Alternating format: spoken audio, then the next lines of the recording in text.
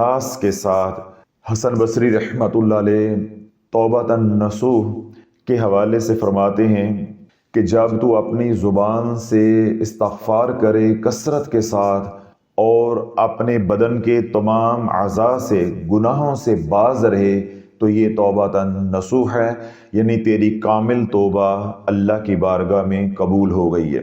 اس لیے علماء مشائخ یہ فرماتے ہیں کہ جس طرح حالت گناہ کے اندر گناہوں کی طرف رغبت تھی، ایسے ہی اگر توبہ کرنے کے بعد گناہوں سے نفرت ہو گئی ہے تو یہ توبہ کے قبول ہونے کی علامت ہے، توبہ کے قبول ہونے کی نشانی ہے۔ جس طرح توبہ سے پہلے نماز پڑھنے کو دل نہیں کرتا تھا، توبہ کرنے کے بعد نماز چھوڑنے کو اگر دل نہیں کرتا تو یہ اس بات کی نشانی ہے کہ توبہ قبول ہو گئی ہے۔ جس طرح توبہ کرنے سے پہلے رشوت کا مال، حرام کا مال، ذخیرہ اندوزی کا مال اگر آ رہا ہے تو چھوڑنے کو دل نہیں کرتا تھا، اب توبہ کر لی ہے تو اس مال کو تھوکنے کو دل بھی نہیں کرتا، اس مال کو دیکھنے کو بھی دل نہیں کرتا، تو یہ اس بات کی طرف اشارہ ہے کہ توبہ قبول ہو گئی ہے۔ یعنی عرض کرنے کا مقصد صرف اتنا ہے کہ توبہ ایسی ہو جس کو اللہ رب العزت نے توبۃ نصوح کہا ہے، یعنی ایسی توبہ کہ جس کے بعد پھر گناہ کا خیال بھی نہ آئے۔ اگر گناہ کا خیال بھی آئے تو انسان کو انتہائی ندامت اور شرمندگی ہو، افسوس ہو کہ میں کیا کرتا رہا ہوں۔ تو جب توبہ کرنے کے بعد اپنے ماضی کے اوپر یہ والی کیفیت آنا شروع ہو جائے سوچ کر، تو سمجھ لو کہ آپ کی توبہ اللہ کی بارگاہ میں قبول ہو گئی ہے۔ اور اگر وہ نفرت نہیں ہوئی گناہ سے، جو حالت گناہ میں گناہ سے محبت تھی یا گناہ کی طرف رغبت تھی، تو پھر یہ اس بات کی دلیل ہے کہ یہ توبہ نہیں ہے، یہ اللہ کے ساتھ معاذ اللہ مذاق ہے، یہ اللہ کے ساتھ معاذ اللہ یہ ٹھٹھا ہے۔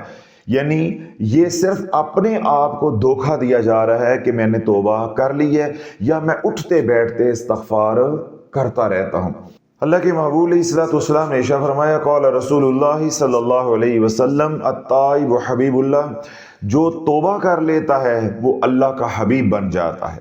اللہ کو توبہ کا عمل اتنا پسند ہے کہ رب خود قرآن مجید فرقان حمید میں ارشاد فرماتا ہے، ان اللہ یحب التوابین ویحب المتطہرین، جو توبہ کر لیتے ہیں وہ اللہ کے محبوب بن جاتے ہیں، بے شک اللہ توبہ کرنے والوں سے اور پاک صاف رہنے والوں سے محبت کرتا ہے۔ اب جو شخص جس گناہ کے اندر ملوث ہے، جس گناہ کا وہ مرتکب ہوتا ہے، اس گناہ سے اگر توبہ کر لیتا ہے تو اس کے بارے میں حضور علیہ الصلوۃ والسلام نے کیا بات ارشاد فرمائی ہے؟ حضور علیہ الصلوۃ والسلام نے ارشاد فرمایا کہ جیسے پیاسے کو ٹھنڈا پانی پینا آسان ہوتا ہے، جتنا پیاسے کو ٹھنڈا پانی پینا آسان ہوتا ہے، اس سے بڑھ کے جو گناہوں سے توبہ کر لیتا ہے اس کو مرنا آسان ہوتا ہے۔ یعنی حضور علیہ الصلوۃ والسلام کا جو اشارہ ہے وہ موت کی وقت نزا کی تکلیف کی طرف ہے کہ جو گناہوں سے توبہ کر لے گا اس کی موت یا اس کا آخری وقت اتنا آسان ہو جائے گا، یا اس کی روح جو ہے وہ بدن سے یوں نکلے گی کہ اس کو مرنا آسان ہو جائے گا، اس کو تکلیف نہیں ہوگی۔ حضرت عبداللہ بن عباس رضی اللہ عنہ روایت کرتے ہیں، حضور علیہ الصلوۃ والسلام نے ارشاد فرمایا کہ موت ایسے ہی ہے، یعنی موت کی تکلیف اتنی ہے کہ اگر منہ کے رستے جو ہے وہ کانٹے والی جھاڑی ڈالی جائے اور پخانے کے رستے نکالی جائے، جس طرح اس کی تکلیف ہے، اس سے بھی بڑھ کے موت کی تکلیف ہے جب وہ بدن سے جدا ہوتی ہے یا بدن سے جسم سے اس کو نکالا جاتا ہے۔ لیکن اگر کوئی انسان اپنے گناہوں سے توبہ کر لیتا ہے تو حضور علیہ الصلوۃ والسلام نے کیا بات ارشاد فرمائی ہے کہ جیسے پیاسے کو ٹھنڈا پانی پینا بہت آسان ہوتا ہے، جس نے گناہوں سے توبہ کر لی اس کے لیے مرنا اس سے بھی زیادہ آسان ہوتا ہے۔ پھر اگلی بات جو اللہ کے محبوب علیہ الصلوۃ والسلام نے ارشاد فرمائی ہے کہ جب کوئی گناہوں سے توبہ کر لیتا ہے، اللہ رب العزت اس پر کیسا مہربان ہوتا ہے، کیسے راضی ہوتا ہے۔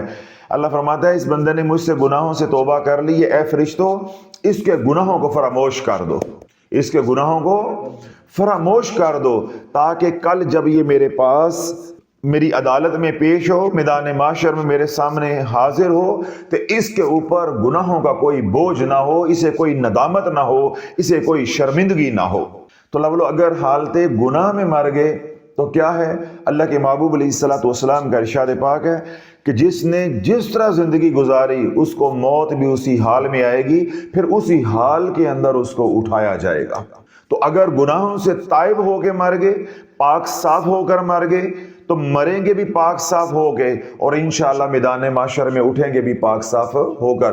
پھر کیا ہے؟ نہ کندھوں پہ بوجھ ہوگا، نہ آنکھوں میں ندامت اور شرمندگی ہوگی، اور اللہ کی بارگاہ میں بھی انشاءاللہ سرخرو ہوں گے، اور حضور علیہ الصلوۃ والسلام کے سامنے بھی کوئی ندامت اور شرمندگی نہیں ہوگی۔ کیوں؟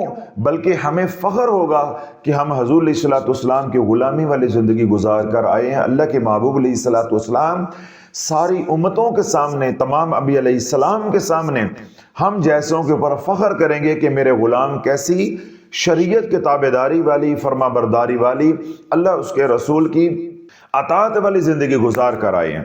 تو اگر اللہ والو حالت گناہ میں مر گئے، یہاں بھی ذلت، یہاں پہ بھی رسوائی، قبر میں بھی پکڑ ہوگی، اور پھر حشر میں نشر ہوگا، حشر میں جھگڑے جائیں گے۔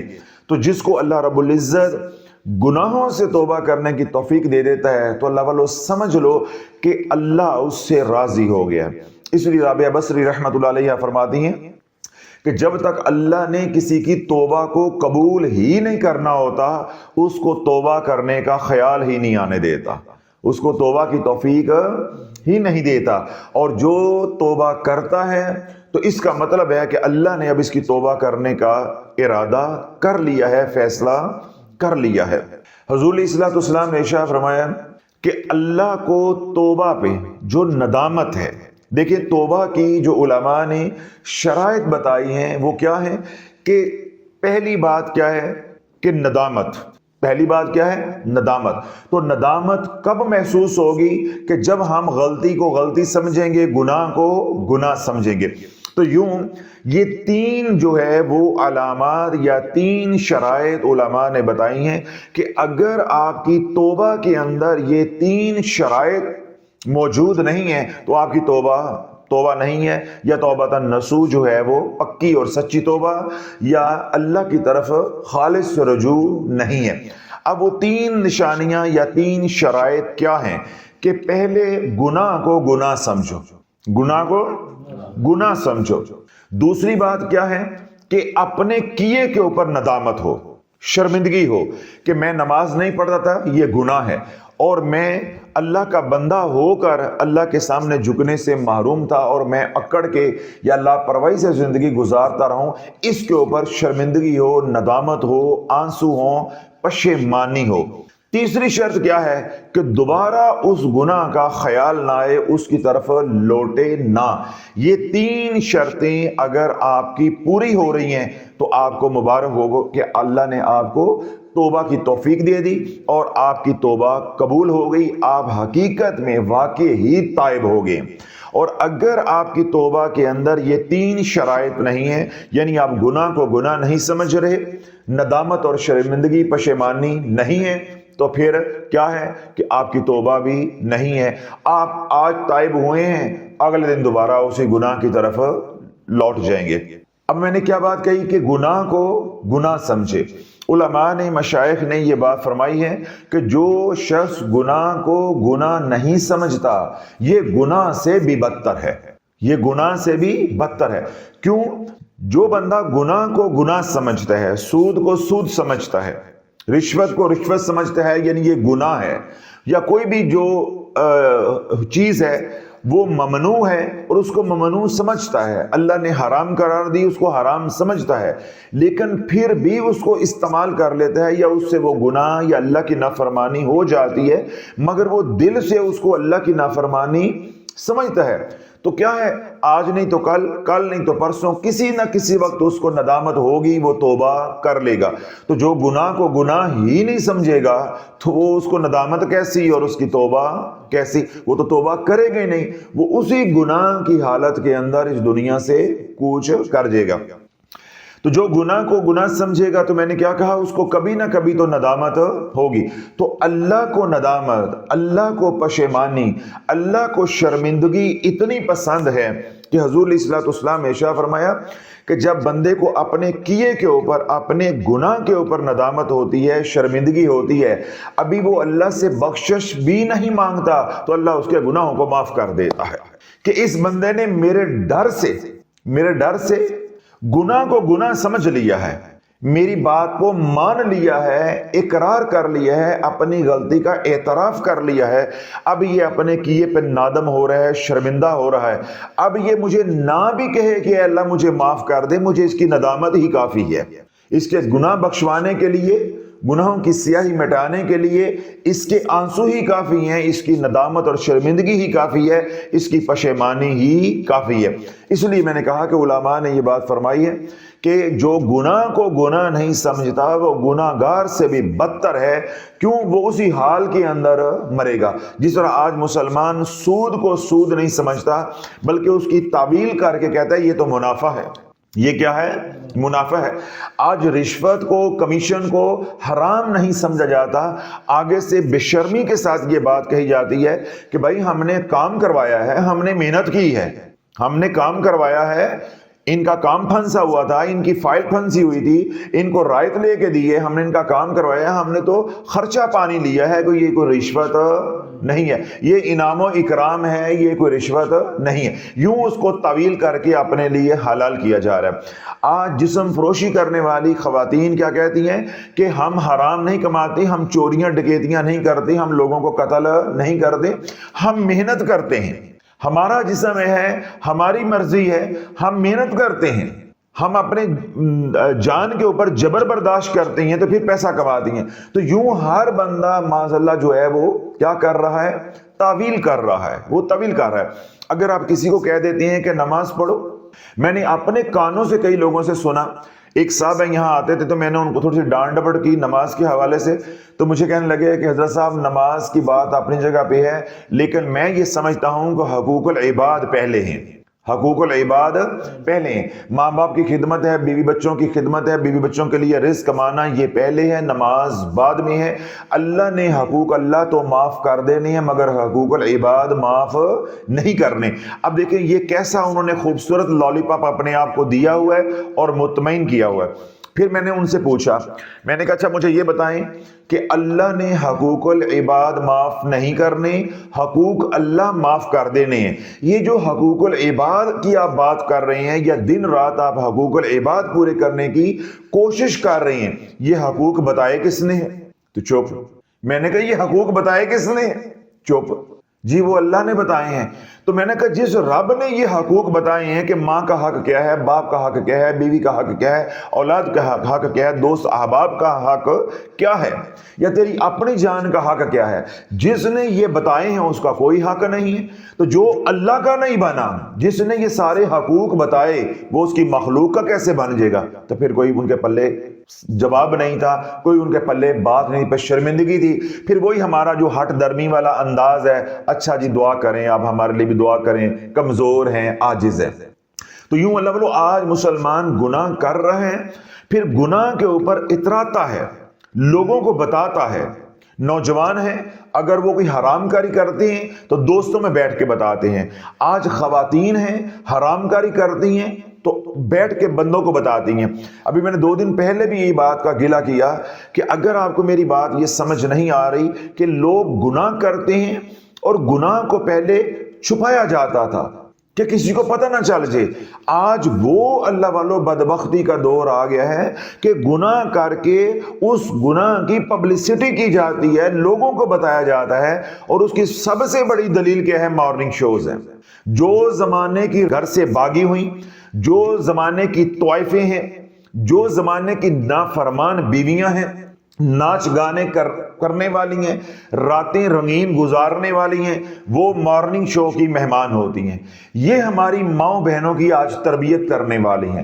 وہ اپنی کہانیاں، اپنے گناہ پوری دنیا کے سامنے سنا رہی ہیں، पिछले दिनों में ये प्रोग्राम चलता रहा, हमें लोगों के सवालात आते रहे, खवातीन आकर आप बताती रहीं कि मुझे कहाँ कहाँ हरासा किया गया, किस किस मकाम पे मेरी इज्जत कैसे कैसे लूटी गई, और पहली बार मुझे जिनसी तशद्दुद का निशाना बचपन में किस उम्र में बनाया गया। अब ये सारा कहाँ बैठ के बताया जा रहा है? मॉर्निंग शो में। और हमारी माएँ बहनें जो है कुरान की तिलावत छोड़ के, अल्लाह का जिक्र छोड़ के, चाश्त की नमाज छोड़ के, घर के काम काज छोड़ के, घर के काम काजों के ऊपर मासी को लगा के और टीवी के सामने उनकी बातें सुन रही हैं। तो अल्लाह बोलो इस गुनाह की तासीर नहीं उतरेगी तो फिर और क्या होगा। तो अल्लाह की महबूब अलैहिस्सलाम ने क्या बात इरशाद फरमाई है? कौल रसूलुल्लाह सल्लल्लाहु अलैहि वसल्लम अलमरु मअ मन अहब्ब, जिसकी जिसके साथ मोहब्बत है उसका हशर भी उसी के साथ होगा। तो आज हमारी खवातीन ने जब इन मॉर्निंग शो इन तवाइफों को सुना, इन नाच गाने वालियों को सुना कान लगा के, तो वही करतूत इनके अंदर भी आ गए, वही गुनाहों की नहूसत इनके अंदर भी आ गई। आज सोशल मीडिया भरा पड़ा है, हमारे पास इतने मैसेज रोजाना आते हैं कि लव मैरिज का कुछ बता दें, लव मैरिज का कुछ बता दें, हजरत साहब मैं फलां लड़के के बगैर रह नहीं सकती। यानी इस कदर बेशर्मी और बेहयाई है। एक तरफ मुझे मुर्शद पाक भी कहे जा रही हैं, हजरत साहब भी हजरत साहब कहे जा रही हैं। यानी मेरा दर्जा या मेरा रिश्ता बाप की तरह है, लेकिन कोई शर्म नहीं है, कोई नदामत नहीं है, सीना तान के वजीफे मांगती हैं, दुआओं के लिए कहती हैं। क्यों? मॉर्निंग शोज देखे हुए हैं, स्टार प्लस देखा हुआ है, फिल्में देखी हुई हैं। उन गुनाहों की तासीर, उन गुनाहों की नहूसत पड़ी हुई है कि अल्लाह ने अंदर भी और बाहर भी जो है वो स्याह कर दिया है। अब देखें, उनको अपने कहे के ऊपर कोई नदामत नहीं। क्यों? वो इसको गुनाह नहीं समझ रहे। जो औरत बचपन में या कि उम्र के किसी हिस्से में भी गुनाह कर बैठी है, अब उसमें पर्दा डालना है, ये सारे जमाने को आगे बताना है। औरतें ये काम कर रही हैं, मैं औरतों की तरफ आपका ध्यान दिला रहा हूं, तो मर्दों का क्या आलम होगा ये खुद ही समझ। मर्दों का क्या हाल होगा जब वो दोस्तों में बैठते होंगे तो किस तरह की गुफ्तगू होती होगी। तो इसलिए मैंने लेवल ये कहा है कि जो गुनाह को गुनाह नहीं समझता उसको नदामत नहीं होगी, उसको शर्मिंदगी नहीं होगी, उसे पशेमानी नहीं होगी, उसकी आंख में आंसू नहीं छलकेंगे। तो जब पशेमानी ही नहीं होगी तो फिर तौबा कैसी।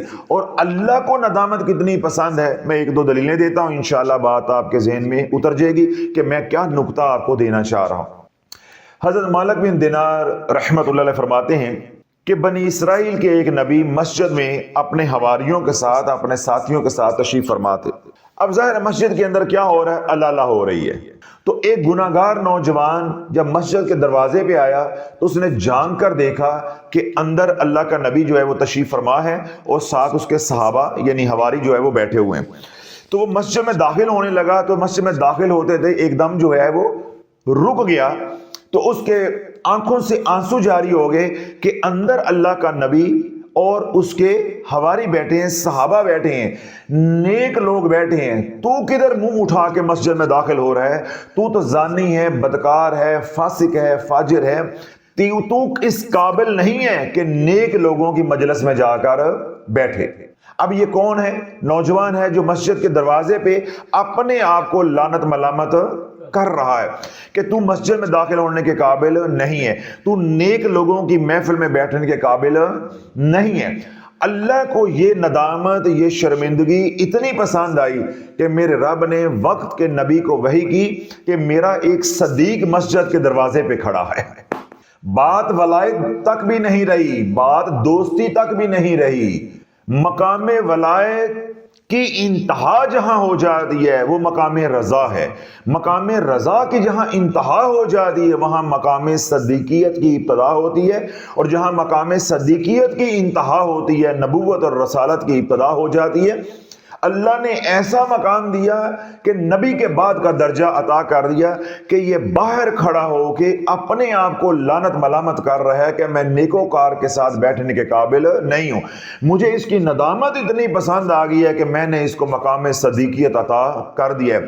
तो अल्लाह ने वक्त के नबी को वही की कि मेरा एक सदीक जो है, मेरा एक प्यारा, मेरा एक दोस्त मस्जिद के दरवाजे पे नादम और शर्मिंदा खड़ा है, उसको अंदर बुला लो। اس کو اندر بلا لو.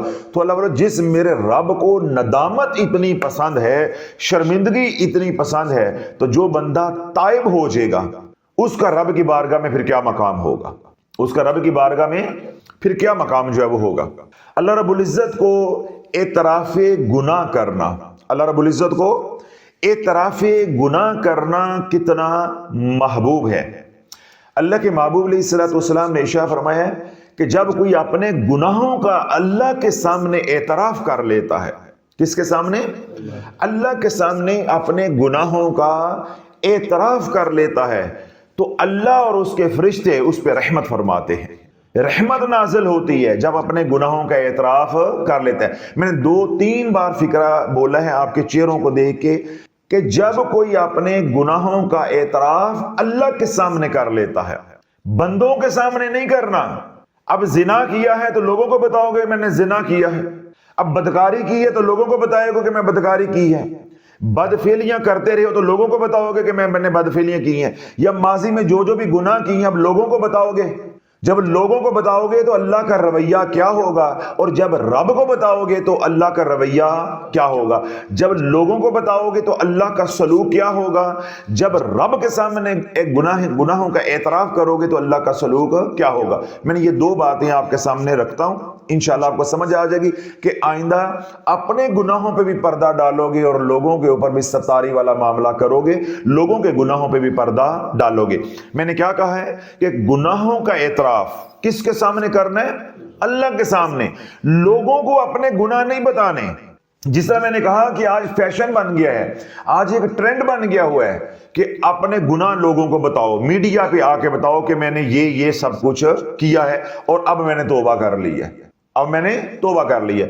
آپ نے یہ عادت یا یہ جھلک، ایک معروف مولانا صاحب ہیں، ان کے بیانات میں بھی یہ جھلک آپ نے دیکھی ہوگی کہ وہ بھی اپنی جوانی کے کالج لائف کو بیان کرتے ہیں. ہم گانے گاتے تھے، ہم یوں کرتے تھے، ہم یوں کرتے تھے، اپنے ماضی کو بیان کرتے ہیں. پھر ان کے چاہنے والے اس جماعت کے لوگ بھی، ان کا بھی وتیرہ یہ ہے کہ ہم نے گناہ کیے، ہم نے یہ کیے، پھر ہم جماعت میں لگ گئے اور ہم اب آج جو ہے ہم نیکوکار بن گئے ہیں.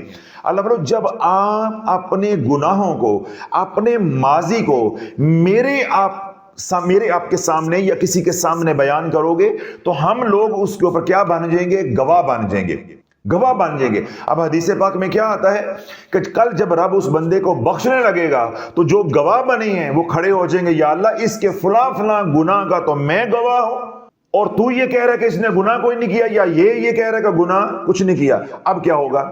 حضرت جنید بغدادی رحمت اللہ علیہ کے پاس ایک نوجوان آیا، جس سے وہ میں نے مولانا صاحب کی طرف اشارہ کیا کہ میں نے اکثر ان کے بیانات میں سنتا ہوں وہ اپنے ماضی کو سنا رہے ہوتے ہیں. ان کی جماعت کے لوگ بھی اپنے ماضی کی برائیاں، اپنے ماضی کی جو گناہ ہیں وہ ان کو سنا رہے ہوتے ہیں. واللہ عالم اس سے ان کو کیا لذت ملتی ہے اللہ ہی جانتا ہے.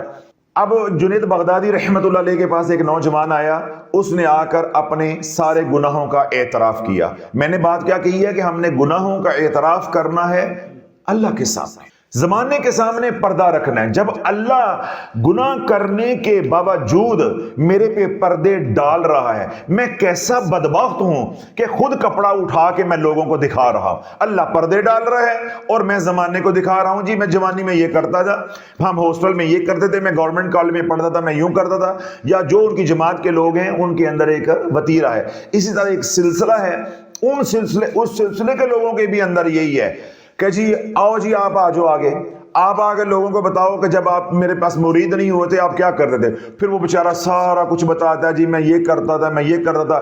بڑی مجلس جو ہے وہ سارے کے سارے اس کے ماضی کی گواہ بن جاتی ہے، اس کے گناہوں کی گواہ بن جاتی ہے. یہ ہمارے پیشواؤں کی تربیت ہے، جن کا اپنا ذہن یہ بنا ہوا ہے، جس کو رب کی صفت ستاری اور غفاری کا ادراک نہیں ہے. ان لوگوں نے کسی کے دوسروں کے عیبوں کے پردے کیا ڈالنے ہیں، جو خود بتاتے ہیں اور مجلس میں لوگوں کو کھڑا کر کے اپنی کمپنی کی مشہوری کراتے ہیں کہ جب تک میرے ساتھ نہیں جڑے تھے تو تم یوں تھے، اب میرے ساتھ جڑ گئے ہو تو یہ ہو. جب تک تم جماعت میں نہیں لگے تھے تو یہ تھے، اب جماعت میں لگ گئے ہو تو یہ ہو گیا. کیا اس کا مطلب ہے کہ جو تیرے ساتھ نہیں جڑے وہ بخشے نہیں جانے، یا جو جماعت میں نہیں لگے وہ بخشے نہیں جانے؟ واللہ عالم کہ جو جتنا بڑا بدکار ہے، جس کے بارے میں ہم بدگمان ہیں، وہ ہمارے سے پہلے بخشا جائے، وہ ہمارے سے کیا ہو جائے؟ पहले बख्शा जाए। हजरत मियाँ शर्क पुरी रहमतुल्लाह अलैह, अब बात आगे मैं ये आपको नुक्ता वाज़ेह कर देता हूँ, कोई इश्काल पैदा ना हो, ताकि जो बड़े बड़े दाढ़ी टोपियों वाले ये हरकतें करते हैं अल्लाह इनकी भी इस्लाह कर दे, और जो इनके साथ चल रहे हैं अल्लाह उनको भी हया अता कर दे। अब अल्लाह जो बड़ा बात करेगा तो छोटा उसका असर लेता है, तो अल्लाह उनकी भी इस्लाह कर दे। हज़रत मियाँ शर्क पुरी रहमतुल्लाह अलैह के पास एक नौजवान आया, वो आकर कहने लगा कि शेख आप तो बहुत नेक आदमी हैं, आप तो अल्लाह के वली हैं, तो आपने तो बख्शे जाना है, हम जैसे गुनाहगार हैं, पापी हैं, फासिक हैं, हमारा पता नहीं क्या बनना है, पता नहीं क्या बनना है। जब उसने इस तरह की बातें की शेख की, वो क्या कर रहा है, तारीफ कर रहा है कि आप तो बड़े नेकोकार हैं, परहेजगार हैं, आप लोगों ने तो बख्शे जाना है, हमारा क्या बनना है। तो मियाँ शर्क पुरी रहमतुल्लाह अलैह ने क्या तरबियत फरमाई, आपने फरमाया कि क्या करते हो, कहने लगा जी जिम्मेदारा करता हूँ, खेती बाड़ी करता हूँ। आपने फरमाया कि खेतों को पानी लगाते हो, उसने कहा जी हाँ जी पानी लगाते हैं। आपने फरमाया कि जब खेतों को पानी लगाते हो तो जब पहला पानी का पहला हल्ला जो है खेत में दाखिल होता है तो मालूम है कि खाले के अंदर कूड़ा किरकट होता है, पत्ते पड़े होते हैं, शाखें पड़ी होती हैं, टहनियां पड़ी होती हैं। जो ही पानी आता है तो पहले वो गंद जो है वो सारा खेत में चला जाता है, बाद में साफ पानी आता है। तो जिस तरह गंदा पानी पहले खेत में जाता है, इसी तरह अल्लाह की रहमत से ये उम्मीद है कि गंदे और गुनाहगार पहले बख्शे जाएंगे और जो नेकोकार हैं ये हिसाब में लगे रहेंगे, ये हिसाब में लगे रहेंगे। तो इसलिए अल्लाह वालों जो ये सोच रखते हैं इनसे अपने आप को दूर रखो, अपने गुनाहों के ऊपर पर्दा रखो। जब मेरे रब ने सतारी वाला पर्दा डाला हुआ है तो क्यों लोगों को बताती हो कि पहले मैं दाढ़ी साफ करता था, पहले मैं सूद खाता था, पहले मैं जिना करता था, पहले मैं ज़कात नहीं देता था। जो हो गया। जब अल्लाह ने माफ कर दिया तो लोगों की मशहूरी के लिए या कंपनी की मशहूरी के लिए या जमात की मशहूरी के लिए अपने पेट से कपड़ा उठा के क्यों दिखाते हो। जुनैद बगदादी रहमतुल्लाह अलैह के पास एक नौजवान आया, मैंने क्या कहा, उसने आके अपने गुनाहों का एतराफ़ किया, मैंने ये गुनाह किया, मैंने ये गुनाह किया, मैंने ये गुनाह किया। तो जुनैद बगदादी रहमतुल्लाह अलैह ने सारे गुनाह सुनने के बाद फरमाया कि तू अल्लाह से तौबा कर ले, तू क्यों ऐसी अल्लाह की नाफरमानी वाली ज़िंदगी गुजार रहा है। डांट डपट करके इस्लाह करके उसको बेच दिया। जो ही वो शख्स, वो नौजवान जुनैद बगदादी रहमतुल्लाह अलैह के आस्थाने से बाहर निकला तो निदा लगाने वाले ने, सदा देने वाले ने, मुनादी करने वाले ने, हातिफ ने आवाज दी, ए नौजवान कल तू गुनाह करता रहा, मैं तेरे गुनाहों में पर्दे डालता रहा, आज तूने जाके जुनैद बगदादी को अपने गुनाहों के ऊपर गवाह बना लिया है। अब जा जुनैद के पास अपने गुनाह भी उसी से माफ करवा। अब जा जुनैद के पास जिसको तूने अपना हमदर्द समझा है, अपने गुनाह सारे जाके बताए हैं, तू गुनाह करता रहा, मैं पर्दे डालता रहा, छुपाता रहा, तूने खुद जाके बता दिए हैं। तो अगर जुनैद तेरे गुनाह माफ करने पे कादिर है तो जा फिर उससे माफी मंगवा ले, उससे माफ जो है वो करवा ले। जब तू गुनाह करता रहा, मैं पर्दे डालता रहा, तू मेरे सामने कह देता है अल्लाह मेरी तौबा, तो बात तेरे मेरे दरमियान में रह जाती, जुनैद को भिनक भी मैं पढ़ने ना देता। अल्लाह बोलो आज हमारे जो रूहानी पेशवा हैं, पीर हैं या उलमा हैं, इनका मयार, इनकी तरबियत का अंदाज ये बना हुआ है। क्यों? देखिए जब अब हमारे साथ अल्हम्दुलिल्लाह लाखों लोग जुड़े हैं, हर बंदे की अपनी कहानी है, कोई किसी गुनाह से आया, कोई किसी गुनाह से आया, कोई किसी गुनाह से आया। मैं किसी को यहां खड़ा कर दूं तो मशहूरी किसकी होगी? मेरी, कि हजरत साहब का बड़ा फैज़ है, हजरत साहब की बड़ी करामत है, हजरत साहब की सोबत की वजह से देखो कैसे कैसे फासिक लोग जो हैं, गुनाहगार जो है वो ताइब हो गए हैं। लोग तो ताइब हो गए, पता चले हजरत साहब खुद ताइब नहीं हुए। तो ये किस लिए किया जाता है? ये सारा कुछ कंपनी की मशहूरी के लिए, जमात की मशहूरी के लिए, सिलसिले की मशहूरी के लिए। तो अल्लाह बोलो अगर को गुनाह कर बैठे हो, उस पे नादम हो, उस पे शर्मिंदा हो, और एतराफ किसके सामने करना है? अल्लाह के सामने। جب گناہ کرتے رہے ہو اللہ چھپاتا رہے تو اب چپکے سے اللہ کے سامنے توبہ کر لو تاکہ کسی کو معلوم بھی نہ ہو، آج بھی معتبر ہو کل بھی معتبر رہو گے، کسی کو معلوم بھی نہیں ہوگا کہ تم نے یہ گناہ کیے ہوئے۔ جب اپنے گناہوں کا اعتراف بندے کے سامنے کرو گے تو ذلت کیسی ہوگی وہ میں نے ابھی بتا دی، جنید بغدادی والی بات۔ اگر اپنے گناہوں کا اعتراف اللہ کے سامنے کرو گے تو اللہ اکرام کیسا کرے گا، یہ فیصلہ اب آپ نے کرنا ہے کہ آج کے بعد اپنے گناہ لوگوں کو بتانے ہیں یا اللہ کو بتانے ہیں، اپنے گناہوں کا اعتراف مخلوق کے سامنے کرنا ہے یا خالق کے سامنے کرنا ہے، یہ فیصلہ آپ نے کرنا ہے۔ حضرت شیخ حسن بصری رحمت اللہ علیہ، ایک خاندان آپ کا مرید ہے، ماں بیٹا بچے سارے، جس طرح آپ لوگ جو ہے وہ یہاں جڑے ہوئے ہیں وہ ان کے مرید ہیں۔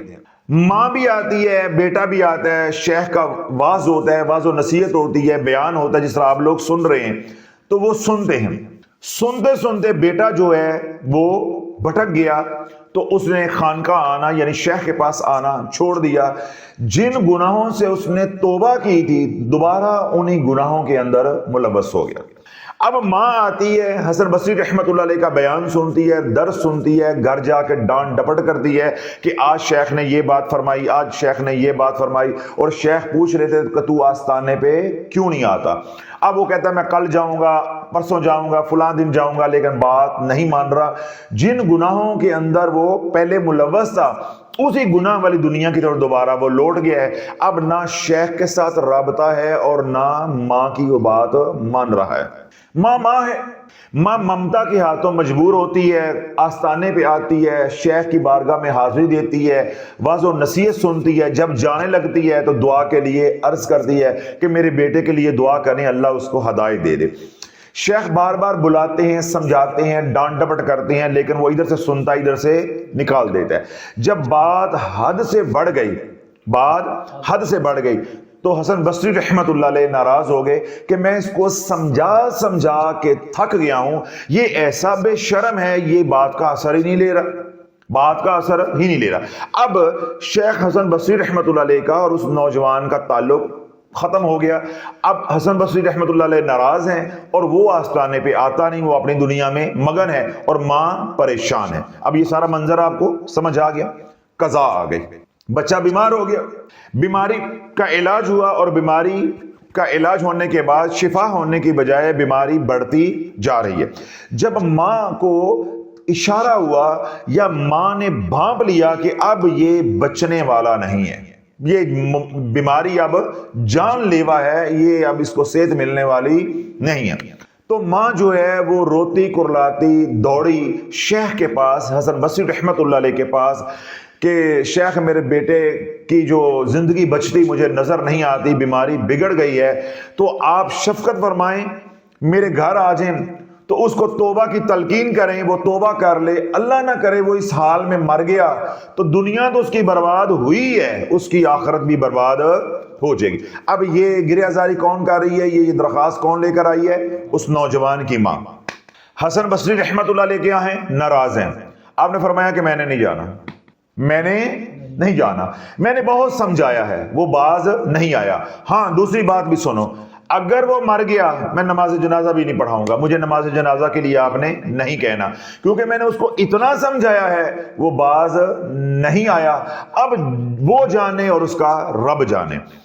ماں روتی کرلاتی ہوئی، پیٹتی ہوئی گھر واپس لوٹ گئی کہ آخری امید ایک شیخ کی تھی کہ اس حال کے اندر وہ آ جاتے، ہو سکتا تھا اس کو پیار سے سمجھاتے، ڈانٹ ڈپٹ کرتے تو یہ اپنے گناہوں سے توبہ کر لیتا، اگر اس کے مرنے کا وقت آ ہی گیا ہے تو مر جاتا، کم از کم توبہ کر کے تو مرتا۔ اب ماں کی یہ خواہش بھی پوری نہیں ہوئی ہے۔ ماں روتی کرلاتی آئی اور ماں نے آ کے اپنے بچے کو ڈانٹا کہ بدبختہ تو وہ بدبخت ہے کہ تیرا مرشد بھی تیرے سے ناراض ہے، انہوں نے کہا ہے کہ میں نہیں آتا اور نہ ہی اگر یہ مر گیا تو میں جنازہ پڑھانے کے لیے آتا ہوں۔ اب اللہ والو یہاں سے بات سننی ہے اور دل کے کانوں سے سننی۔ دوبارہ پیچھے چلو کہ گناہوں کا اعتراف بندوں کے سامنے کرنا ہے یا گناہوں کا اعتراف اللہ کے سامنے کرنا ہے؟ اللہ کے سامنے۔ اب دیکھو بندوں نے تو کر دیے آج انکار کہ ہم دوبارہ اس کے در پہ جانے والے نہیں ہیں، اور اگر مر گیا تو ہم نماز جنازہ بھی نہیں پڑھائیں گے۔ بندے نے تو کر دیے آج انکار۔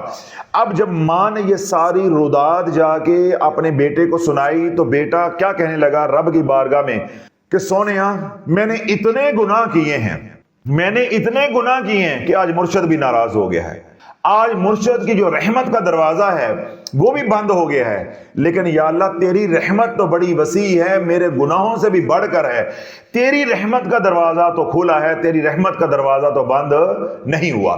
اب رب کے ساتھ یہ راز و نیاز کر رہے، اے اللہ میرے پہ قضاء کا وقت آ گیا ہے، میں قریب المرگ ہوں، نہ میرے پاس یا اللہ مال ہے نہ میرے پاس اعمال ہیں، اے اللہ میں وہ بدبخت ہوں، نہ میرے پاس دنیا ہے نہ میرے پاس آخرت ہے، اے اللہ میں تیرے سامنے اس حال میں کچھ دیر کے بعد پیش ہونے والا ہوں کہ میرے پاس تجھے دے کے اعمال یا کچھ پیش کر کے راضی کرنے کے لیے کوئی چیز نہیں ہے، میں کنگال ہوں، میں کنگال ہوں، میں مسافر ہوں، میں گناہگار ہوں، لیکن میرا یہ اعتقاد اور ایمان اور یقین ہے میرے گناہوں سے تیری رحمت جو ہے وہ بڑھ کر ہے، میرے گناہوں سے تیری رحمت بڑی وسیع ہے۔ اب یہ رب کے ساتھ کیا کر رہا ہے؟ راز و نیاز۔ ادھر ماں کو بلا کر کہتا ہے ماں مرشد نے انکار کر دیا، حسن بصری نے انکار کر دیا، سن میری وصیت، جب میں مر جاؤں تو مجھے مسلمانوں کے قبرستان میں دفن نہ کرنا، میں مر جاؤں تو مجھے مسلمانوں کے قبرستان میں دفن نہ کرنا، کیوں میں بدکار ہوں، فاسق ہوں، گناہگار ہوں، میرے اوپر اگر عذاب ہوگا تو میرے عذاب کی وجہ سے جو قریب و جوار میں میرے مردے ہوں گے دفن، وہ بھی پریشان ہوں گے، وہ بھی تکلیف میں ہو جائیں گے، تو مجھے مسلمانوں کے قبرستان میں دفن نہیں کرنا۔ ماں نے کہا کہاں دفن کرنا ہے؟ کہنے لگا مجھے میں جب میری روح پرواز کر جائے تو تم میرے گلے کے اندر پٹکا ڈالنا، دوپٹہ ڈالنا، رسہ ڈالنا، تو میرے گلے کے اندر رسہ ڈال کے تو بازاروں کے اندر گھسیٹنا تاکہ زمانے کو پتہ چل جائے جو اللہ کا نافرمان ہوتا ہے اس کا یہ انجام ہوتا ہے۔ اب یہ کس کو وصیت کی جا رہی ہے؟ ماں کو، کہ میں مر جاؤں تو میرے گلے میں پٹا ڈال کے تو اپنا دوپٹہ اتار کے میرے گلے میں ڈالنا اور گلیوں میں گھسیٹنا، بازاروں میں گھسیٹنا تاکہ زمانے کو پتہ چل جائے کہ جو اللہ کا نافرمان ہوتا ہے اس کا یہ انجام ہوتا ہے۔ تو پھر میری میت کو لا کر گھر میں دفن کر دینا، کسی قبرستان میں یا مسلمان کے قبرستان میں دفن نہ کرنا۔ اب یہ 3-4 باتوں کی وصیت اس نے ماں کو کی اور روح پرواز کر گئی۔ جب روح پرواز کر گئی تو ماں نے وصیت کے مطابق کیا کیا کہ اپنا دوپٹہ، اپنی چادر اتاری، اس کے گلے میں ڈالی، جب گلے میں ڈال کے اس کو گھسیٹنے لگی تو اللہ والو عرش ہل گیا، عرش ہل گیا، عرشوں سے آواز آئی کہ اے خاتون، اے عورت، میرے ولی کے ساتھ ایسا سلوک نہ کر، میرے بندے کے ساتھ ایسا سلوک نہ کر۔ جب صدا آئی، اس صدا کے اندر جو ہیبت تھی وہ ماں جو ہے وہ ڈر گئی۔ اب ماں نے گھر کے اندر ہی قبر کھودی اور اس کو اس کے اندر ڈال دیا، دفن کر دیا۔ جب دفن کر کے مٹی ڈال رہی ہے تو دروازے پہ دستک ہوئی، ذرا جاگتے رہیے گا، دروازے پہ دستک ہوئی، ماں نے جا کے دروازہ کھولا تو شیخ حسن بصری رحمت اللہ علیہ تھے، وہی شیخ جس نے انکار کر دیا تھا کہ میں توبہ کی تلقین کرنے کے لیے نہیں آ سکتا، میں نے بڑی بار سمجھایا ہے وہ توبہ نہیں کرتا، میں نہیں آ سکتا، اور یہ بھی سن لے اگر مر گیا تو میں نماز جنازہ بھی نہیں پڑھاؤں گا۔ آج ماں نے جب قبر میں اتار دیا ہے، اب مٹی ڈال رہی ہے، دروازے پہ دستک ہوئی، حسن بصری رحمت اللہ علیہ تشریف لے کر آئے۔ جب ماں نے دروازہ کھولا تو سامنے حسن بصری ہیں، تو ماں سے پوچھنے لگے حسن بصری کہ بیٹے کا کیا ہوا؟ اس نے کہا وہ تو انتقال کر گیا ہے، میں نے تو ابھی قبر میں اتارا ہے اور اس کی قبر کے اوپر مٹی ڈال رہی ہوں۔ تو حسن بصری رحمت اللہ فرمانے لگے کہ پچھلی رات مجھے رب کی زیارت ہوئی تو میرے رب نے مجھے ڈانٹا، مجھے تنبیہ کی، میرے رب نے مجھے ڈانٹا، مجھے تنبیہ کی۔ حسن بصری جب توبہ کا دروازہ میں نے بند نہیں کیا تو تو نے توبہ کا دروازہ کیوں بند کر لیا ہے؟ میرا ایک بندہ تیرے در پہ آ کے توبہ کرنا چاہتا تھا، تو نے توبہ کا دروازہ کیوں بند کر لیا ہے؟ اے حسن بصری سن، تو نے تو جانے سے انکار کر دیا، تو نے تو نماز جنازہ پڑھانے سے بھی انکار کر دیا، مجھے میری عزت و جلال کی قسم ہے مرنے والا مرنے سے پہلے میرے اتنا قریب تھا، میری رحمت اس کے اتنے قریب تھی، وہ ایسی ندامت اور شرمندگی، پشیمانی، پچھتاوا میری بارگاہ میں پیش کر کے معافیاں مانگتا رہا۔ مجھے میری عزت و جلال کی قسم ہے، اس پل میری رحمت اتنا قریب تھی، وہ تو اپنے گناہوں کی معافیاں مانگتا رہا، اگر پورے انسانوں کے گناہوں کی معافیاں مانگتا تو میں سب کو معاف کر دیتا، میں سب کو معاف کر دیتا۔ اللہ والو، جب رب کے سامنے گریا کر کے رو کے اپنے گناہوں کا اعتراف کرو گے، خود بھی بخشے جاؤ گے اور کئیوں کو بخشوانے کا ذریعہ بن جاؤ گے۔ جب کمپنی کی مشہوری کے لیے کسی جماعت کے سامنے، کسی مولوی کے ساتھ، کسی پیر کے ساتھ کھڑے ہو کے اپنے گناہوں کا اعتراف کرو گے، میں نے یہ بھی کیا، میں نے یہ بھی کیا، تو پھر رب صدا لگائے گا، آواز دے گا غائب سے کہ جس کو اپنے گناہ بتا رہا ہے بخشوا بھی اسی سے لے، بخشوا بھی پھر اسی سے لے۔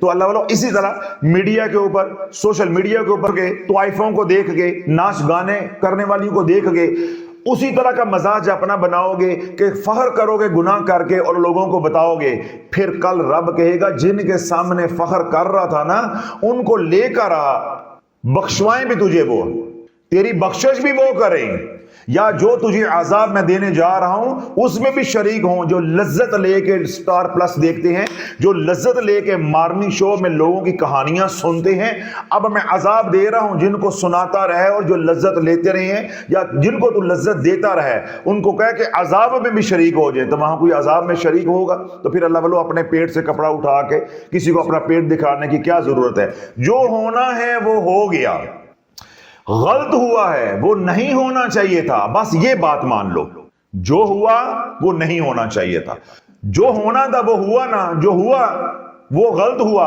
تو ہم اس بات کا اعتراف جب اللہ کے سامنے کر لیں گے تو اللہ والو، اللہ ہمارے سے راضی ہو جائے گا، اللہ پردے بھی ڈالے رکھے گا اور زمانے کے سامنے ہم معتبر بھی بنے رہیں گے۔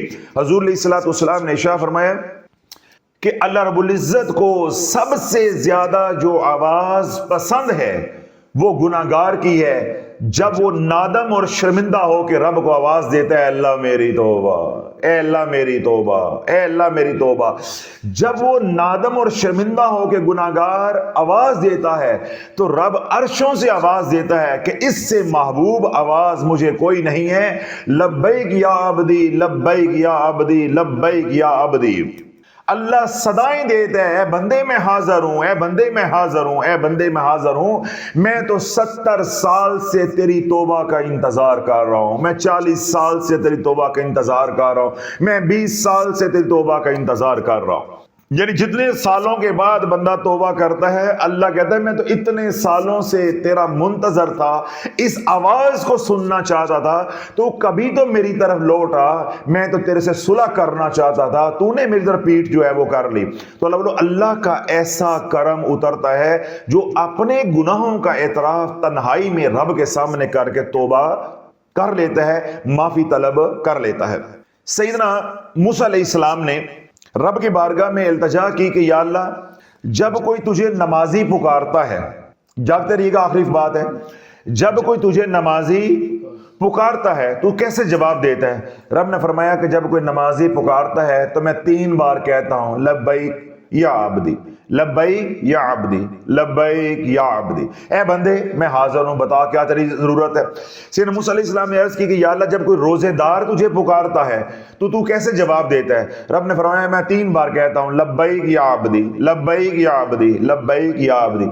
سیدنا موسیٰ علیہ السلام نے عرض کی کہ یا اللہ، جب کوئی جہادی، جہاد کرنے والا یعنی مجاہد جو ہے وہ تجھے پکارتا ہے مدد کے لیے تو پھر کیسے اس کا جواب دیتا ہے؟ رب نے فرمایا کہ میں 3 بار کہتا ہوں، لبیک یا عبدی، لبیک یا عبدی، لبیک یا عبدی۔ سیدنا موسیٰ علیہ السلام نے عرض کی یا اللہ، جب پھر کوئی گناہ گار تجھے پکارتا ہے تو پھر تو کیسے جواب دیتا ہے؟ رب نے فرمایا میں 70 بار کہتا ہوں، لبیک یا عبدی، لبیک یا عبدی، لبیک یا عبدی۔ سیدنا موسیٰ علیہ السلام کے اوپر رکت طاری ہو گئی کہ یا اللہ، نمازی نے پکارا تو 3 بار آپ نے جواب دیا، جہادی نے، مجاہد نے پکارا تو آپ نے 3 بار جو ہے وہ صدا دی، روزہ دار نے پکارا تو نے 3 بار صدا دی، تو جو گناہگار پکار رہا ہے تو 70 بار اس کی آواز کے اوپر لبیک کہہ رہا ہے. تو اللہ رب العزت نے آواز دیا میرے کلیم اے میرے موسیٰ، جب نمازی نے مجھے صدا دی تو اس کا بھروسہ نمازوں پہ تھا. جاگتے رہیے گا. جب نمازی نے مجھے صدا دی تو اس کا بھروسہ نمازوں پہ تھا. جب مجاہد نے مجھے آواز دی، صدا دی، تو اس کا بھروسہ جہاد کے اوپر تھا. جب روزہ دار نے مجھے صدا دی تو اس کا بھروسہ روزے پہ تھا. اور جب گناہگار نے مجھے صدا دی تو اس کا بھروسہ میری رحمت پہ تھا، میری رحمت پہ تھا. اس کا یقین تھا کہ میرے گناہ بخشنے والا کوئی نہیں ہے، وہ ایک ہی ہے جو رحمان ہے، جو رحیم ہے، جو رحمان ہے، جو رحیم ہے. پھر میرے رب نے فرمایا موسیٰ، جب میرا نافرمان میری بارگاہ میں آتا ہے ندامت اور شرمندگی کو لے کے، ذرا جاگتے رہیے گا، جب ہم کوئی نافرمان گناہگار ندامت اور شرمندگی پشیمانی کو پچھتاوے کو لے کر میری بارگاہ میں آتا ہے اور اس کی آنکھوں میں آنسو ہوتے ہیں، تو پھر میں کیا کہتا ہوں؟ میں فرشتوں کو آواز دیتا ہوں، اے فرشتوں، اس گناہگار کی، یہ جو توبہ کرنے کے لیے آیا ہے، جو میری بارگاہ میں گناہوں کا اعتراف کرنے کے لیے آیا ہے، اس کی آنکھوں کے اندر جو آنسو ہیں، ان آنسوں کی قیمت لگاؤ. یہ کوئی پیر قیمت لگا سکتا ہے؟ یہ جو کمپنی کی مشہوری کے لیے یہ کام کر رہے ہیں دعوت و تبلیغ کے نام پہ، یہ قیمت لگا سکتے ہیں؟ جب تنہائی میں رو گے، تنہائیوں میں اللہ سے کے ساتھ جو ہے وہ یاری لگاؤ گے، راز و نیاز کرو گے، گناہوں کا اعتراف کرو گے، تو یہ ملے گا. جب زمانے کے سامنے ٹی وی پہ بیٹھ کے، سوشل میڈیا پہ، ممبروں پہ بیٹھ کے یہ کام کرو گے تو رب کا قہر اترے گا کہ تو نے زمانے سے امیدیں لگائی ہیں، نافرمانی میری کی، اب لوگوں کو بتاتا ہے، لوگوں کو بتاتا ہے تو نے نافرمانی میری کی ہے. جن قدموں پہ چل کے تو نے نافرمانی کی، انہی قدموں پہ چل کے میرے پاس آ کے توبہ کر لے. میں کسی کو ہوا بھی لگنے نہیں دوں گا، کسی کو بھنک بھی پڑنے نہیں دوں گا. اب میرا رب کیا کہتا ہے؟ یہ جو رو رہے ہیں، کرلا رہے ہیں، نادم ہو رہے ہیں، شرمندہ ہو رہی ہیں اپنے گناہوں پہ، اے فرشتوں، ان کی آنکھوں کے اندر جو آنسو ہیں، جو آنسو ہیں، ان کی قیمت لگاؤ. ان کی کیا کرو؟ قیمت لگاؤ. فرشتے کہتے ہیں کہ یا اللہ، یہ جو نادم ہو رہے ہیں، شرمندہ ہو رہے ہیں، اے اللہ ان کے گناہ معاف کر دے، ان کے گناہ معاف کر دے. رب فرماتا ہے یہ قیمت بہت تھوڑی ہے. جاگتے رہنا ذرا، یہ قیمت بہت تھوڑی ہے، دوبارہ قیمت لگاؤ. دوبارہ فرشتے رب کی بارگاہ میں عرض کرتے ہیں یا اللہ، یہ جو رو رہے ہیں، کرلا رہے ہیں، جن کی آنکھوں کے اندر آنسو ہیں، یا اللہ اگر یہ قیمت تھوڑی ہے کہ ان کے گناہ معاف کر دینا، اے اللہ ان کے اوپر جہنم کے ساتوں دروازے بند کر دے، جہنم سے خلاصی کر دے، جہنم کا عذاب ان سے ہٹا لے.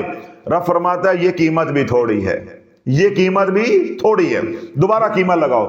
فرشتے عرض کرتے ہیں یا اللہ، گناہوں کی معافی قیمت تھوڑی ہے، جہنم سے بری کرنا قیمت تھوڑی ہے، تو یا اللہ پہ جن کی آنکھوں کے اندر آنسو ہیں، نادم ہیں، شرمندہ ہیں، پچھتا رہے ہیں اپنے کیے کے اوپر، اے اللہ ان کو جنت کا وارث بنا دے، جنت ان کے نام کر دے، جنت ان کے نام کر دے، 8 دروازے جنت کے ان کے اوپر کھول دے. رب فرماتا ہے نہیں، قیمت تھوڑی ہے، قیمت تھوڑی ہے.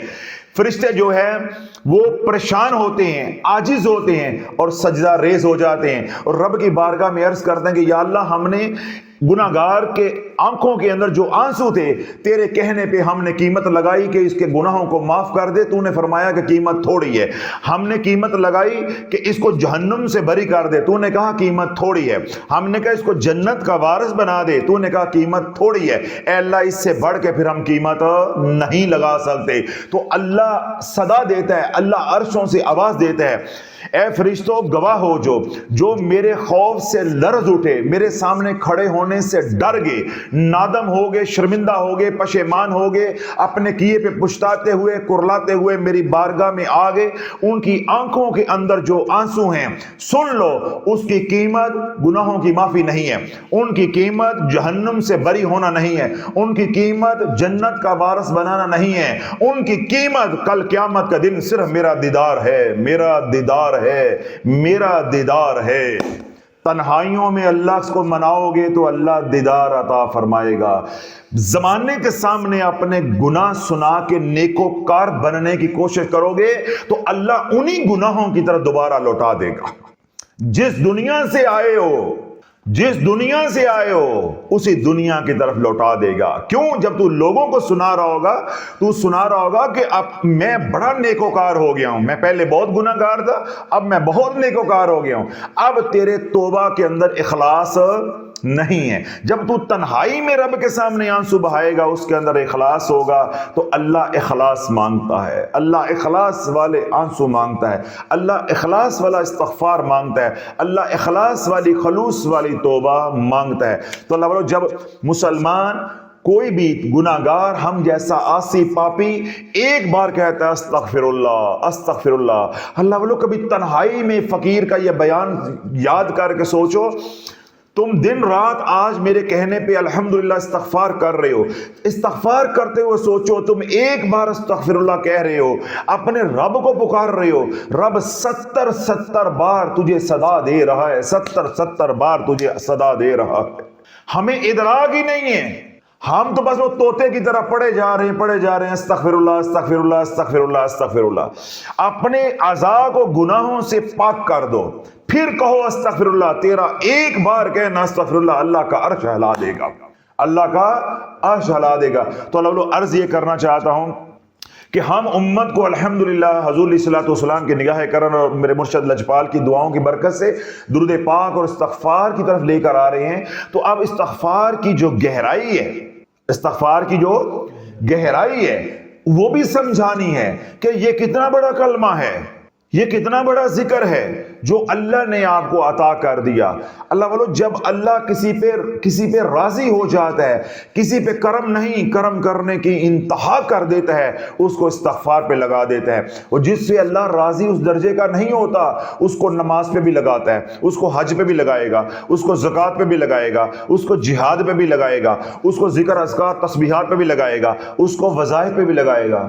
तौबा की तरफ नहीं आने देगा, इस्तग़फ़ार की तरफ नहीं आने देगा। अब अल्लाह बोलो, ये आमाल कोई शख्स कर रहा है, जरा जागते रहना है, ये कोई शख्स आमाल कर रहा है, कोई जिहाद कर रहा है, कोई हज कर रहा है, कोई उम्रा कर रहा है, कोई रातों को उठ के तहज्जुद पढ़ रहा है, कोई ज़िक्र अज़कार तस्बीहात कर रहा है, कोई वज़ाइफ कर रहा है, कितने बड़े आमाल हैं। इंसान मुतासिर होता है लेकिन उनकी कोई जमानत नहीं है। हमने अपनी आंखों से भी देखा कि बार बार हज करने वाले भी जानी निकले, हमने अपनी आंखों से भी देखा दाढ़ी जुबा टोपियों वाले बदकार निकले। आज की बात है, आज कल की बात जो सोशल मीडिया पे हमारे स्ट्रीम मीडिया पे चल रही है, कल तक वो पी शुक करके लोगों को शिफा दे रहा था, आज वो बदकार भी निकला है, जानी भी निकला है, आज जमाने से मुंह छुपाता फिर रहा है। अभी और इसी वक्त मैं बयान के लिए आया हूं तो स्ट्रीम मीडिया पे अब खबर चल रही है, टिकर चल रहा है कि उसने अदालत से मदद मांग ली है। जो लोगों के लिए मुश्किल कुशा बना था, लोगों को आंखें दे रहा था, लोगों के कील निकाल रहा था, लोगों के कील निकाल रहा था, लोगों के मोती निकाल रहा था, लोगों की जंजीरें लगा रहा था, और उन बदबख्त लोगों की जिनकी अल्लाह ने मत मार दी थी, जो अपनी मुसीबतें अपनी परेशानियां लेके एक लौंडे के पास जा रहे हैं, एक शोबदाबाज के पास जा रहे हैं, रब का दर छोड़ के गैरुल्लाह के दर पे जा रहे हैं। तो अल्लाह ने ऐसी मत मारी, उम्मत की मत मारी, एक कांटा चुभ जाए, कांटा अंदर रह जाए, शीशा रह जाए, कोई कंकर अंदर रह जाए, अगले दिन वो जगह सूज के यहां तक हो जाती है। तो जिसके जिस्म के अंदर इतने लंबे कील निकल रहे हैं, खतम अल्लाहु अला कुलूबिहिम अला समइहिम अला अबसारिहिम, अल्लाह ने इस कौम की मत मार दी, कुछ को इधर लगा दिया और कुछ को वज़ाइफ पे लगा दिया। वज़ाइफ किए जा रहे हैं, सूद खाए जा रहे हैं, वज़ाइफ किए जा रहे हैं, रिश्वत का माल खाए जा रहे हैं, वज़ाइफ किए जा रहे हैं, नाच गाना देखते जा रहे हैं। मैंने क्या कहा कि कोई जिहाद कर रहा है, कोई नमाज पढ़ रहा है, कोई हज कर रहा है, कोई उम्रा कर रहा है, कोई तस्बीहात कर रहा है, कोई वज़ाइफ कर रहा है, हमारी नजरों में बड़ा मोतबर है। लेकिन जब पर्दे अल्लाह हटाएगा तो अंदर से क्या निकलेगा? गंद ही गंद। अल्लाह ने जिसको इस्तग़फ़ार पे लगा दिया, अल्लाह वालों, अब अल्लाह ने करम नहीं किया, करम की इंतहा कर दी है। वो यूं ही इस्तग़फ़ार करता करता चला जाएगा, गुनाहों से पाक चला जाएगा। ये जो सारे बड़े बड़े आमाल कर रहे हैं जिनसे हम मुतासिर हो रहे हैं, वल्लाहु आलम आखिरी वक्त में इनको इस्तग़फ़ार करना नसीब होना भी है कि नहीं, और वल्लाहु आलम इनके ये बड़े बड़े आमाल कबूल होने भी हैं कि नहीं। अल्लाह इसलिए फ़कीर समझाता है, हम छोटे हैं, हम कमी कमीन हैं, गुनाहगार हैं, आसी हैं, छोटे छोटे आमाल करो, اور अमाल करके भूलते जाओ और चलते फिरते उठते बैठते हर पल ए अल्लाह मेरी तौबा, ए अल्लाह मेरी तौबा, ए अल्लाह मेरी तौबा। हुजूर सल्लल्लाहु ने इरशाद फरमाया कि जिसने लेटने से पहले यानी सोने से पहले बिस्तर पर लेट कर 3 बार कहा अस्तगफिरुल्लाह अल्लज़ी ला इलाहा इल्ला हुवल हय्युल क़य्यूम व अतूबु अलैहि, उसके गुनाह झाग के बराबर भी हैं, मट्टी रेत है उसके जर्रों के बराबर भी हैं, पानी के कतरे हैं उनके बराबर भी हैं, पानी के कतरे हैं उनके बराबर भी हैं, अगर दरख्तों के पत्ते हैं या उनके बराबर भी हैं, या इतने गुनाह हैं कि ज़मीनों आसमान का खला भी उसने भर दिया है। जिसने 3 बार कहा अस्तगफिरुल्लाह अल्लज़ी ला इलाहा इल्ला हुवल हय्युल क़य्यूम व अतूबु अलैहि, अल्लाह सारे गुनाहों को माफ कर देता है, सारे गुनाहों को माफ कर देता है। सारा दिन जो छोटी मोटी अल्लाह की नाफरमानी हुई, जितनी नेगेटिव एनर्जी हमारे जिस्म के अंदर आई है, रात सोने से पहले तू 3 बार ये दुआ पढ़ के सोएगा, ए अल्लाह मेरी तौबा। जिसको ये दुआ नहीं आती वो अपनी जुबान मुकामी जुबान में कह ले अल्लाह मेरी तौबा, अस्तगफिरुल्लाह कह ले, रब्बि ग़फ़िरली कह ले, अल्लाहुम्मा ग़फ़िरली कह ले। ये नहीं आती नमाज वाली दुआ जो पढ़ते हो, रब्बि जअलनी मुक़ीमस्सलाती व मिन ज़ुर्रिय्यती रब्बना व तक़ब्बल दुआ, रब्बना ग़फ़िरली व लिवालिदैया व लिल मुअमिनीना यौम यक़ूमुल हिसाब। ये दुआ पढ़ लो, रब्बना ज़लमना अनफुसना व इन लम तग़फ़िर लना व तरहमना लनकूनन्ना मिनल ख़ासिरीन। ये दुआ पढ़ लो, कुछ ना कुछ पढ़ के सोएं, अल्लाह से माफी मांग के सोएं। सारा दिन की जो नेगेटिव एनर्जी अल्लाह वो भी जायल कर देगा, और अल्लाह जब तू सोएगा तुझसे राजी होगा, तू अल्लाह से राजी होगा।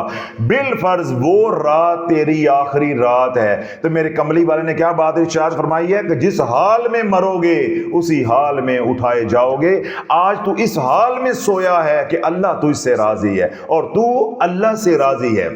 तो जब कल क़यामत के दिन तुझे उठाया जाएगा तो उसी हाल में तू उठेगा कि अल्लाह तुझसे राजी होगा और तू अल्लाह से राजी होगा। जो जिहाद करते रहे, जो उम्रा करते रहे, जो वज़ाइफ करते रहे, जो बड़े बड़े आमाल करते रहे, वल्लाह